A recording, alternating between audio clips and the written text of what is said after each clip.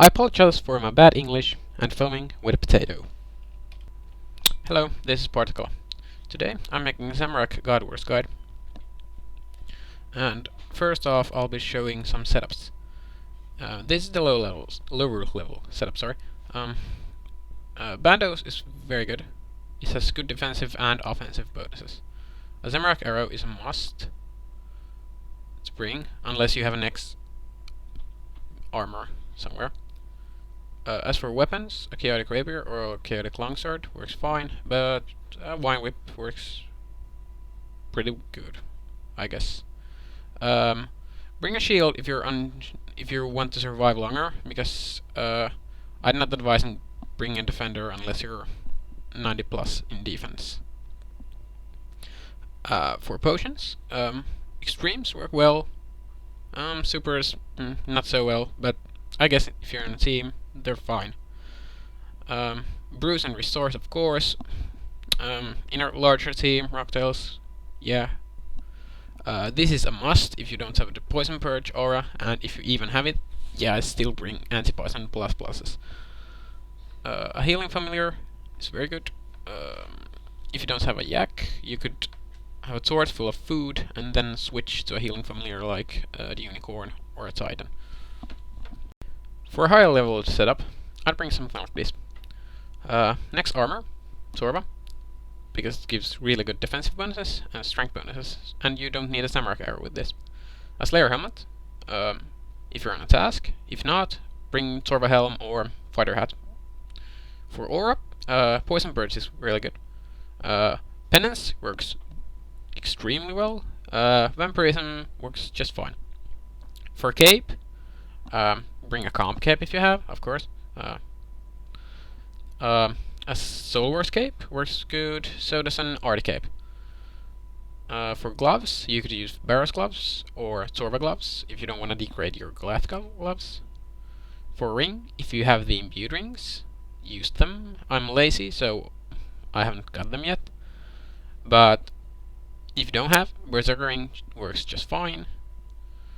For the shield slot, I bring Dragon Defender because I'm in Slayer's house. If I weren't, I'd probably be bringing something like a Divine or an Elysian. A Dragon Fire Shield might work even.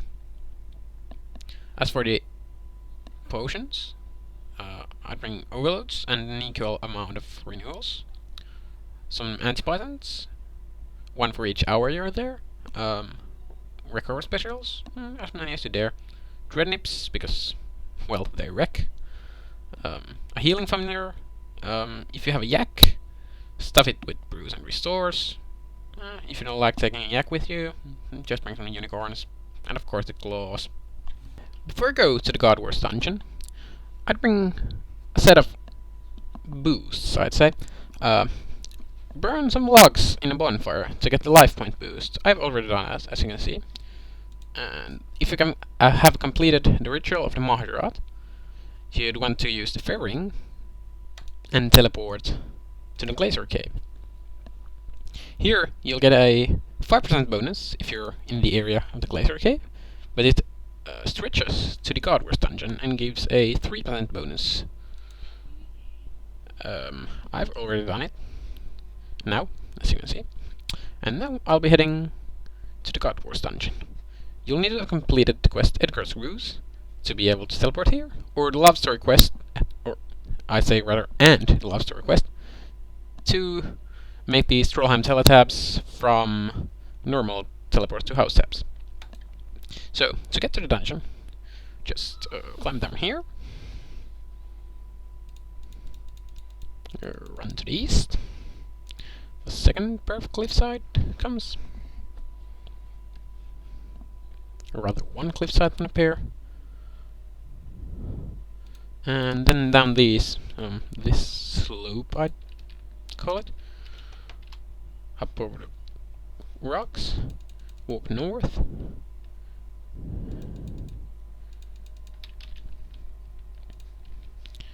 And you'll soon be seeing some thirst rolls. Now, if you're under 132 combat, I'd advise playing range at this point, because these are aggressive.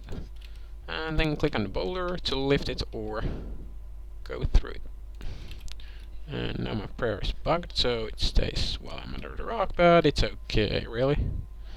I don't mind. Then run north. You could pray melee from these wolves. This area drains your stats by 1 in approximately 10 seconds, and drains your run speed. So, before heading down here, if you don't wear Nex armor or Ceradim items, you want to Protect Mage, climb down, and because I'm wearing Nex armor, they won't attack me, but trust me, they'll wreck you. Okay, once downstairs, you'll be wanting to pray protection from Mage, and run north as fast as you can. Somewhere around here, you can take your protection prayers off, and the mages won't attack you anymore. So, Zamorak room itself is over this bridge. You have to jump over it, and it causes you to lose all your prayer points. Some say it's faster to get kill count, to kill the imps over here with turmoil on, but I'm not so sure. I've tested both ways, and I find this way to be a better way. Jump over here. Lose our prayer points. Yeah, it's fine, I guess. Not that bad. And then, this is the Zamorak room here. There are 5 imps in total here. 2 here, and then over here, we have 3 imps. 1, 2, 3. It takes you 8 cycles to get the kill count of 40, and advise only killing the imps, and, well, if you're high level, you can wait in while they respawn, you can kill the werewolves. They're the second lowest level monster in here. Okay, so now I have the kill count. You need 40 kill count, and, well, I get a little overexcited, you could say.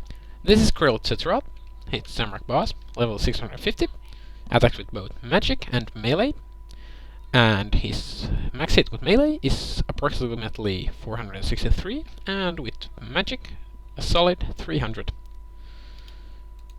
For your quick prayers, you want Protect from Magic and Turmoil. You could also put Protect from Item, but it's not necessary as it's quite fast to get here if you happen to die.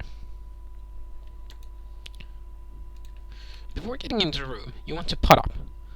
Simply use your stat boosting, in my case it's Overload, and then use your Renewal. You probably want to restore some prayer also, so I'll be using Restore. I'll be activating my Orb before I enter, summoning my Unicorn, using a few heals to get to close to max health, and if you think you're ready, which you probably are by this point, go in, use your quick prayers, and start attacking the boss. Oh, this is a half kill apparently. Okay, once Krill is dead, you'd want to stand somewhere around here, because this is the dead dot, or where the boss spawns. Oh, here he comes. So, attack him. Flip through Dreadnip. Okay, my Dreadnip knew what he would do. And then unleash your specs. Then just start wrecking his ass, or wait him to wreck yours.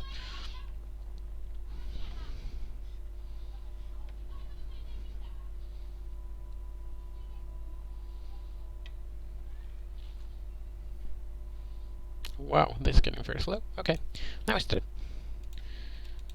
So now after the minions, for the mage, you could soul split flick, which I apparently don't know how to do, or simply use soul split all the time.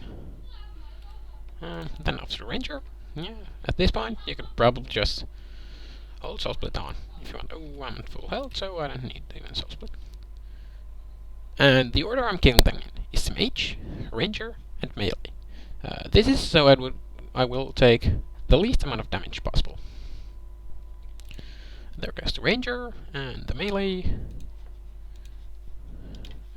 Sharks. Probably will need them.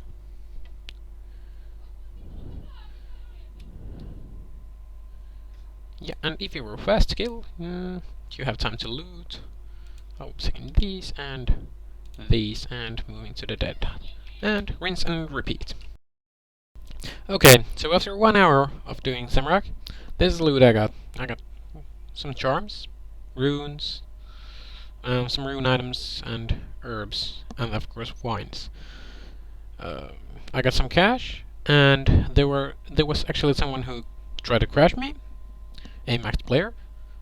He succeeded in a few kills, but we had quite a tie between the kills.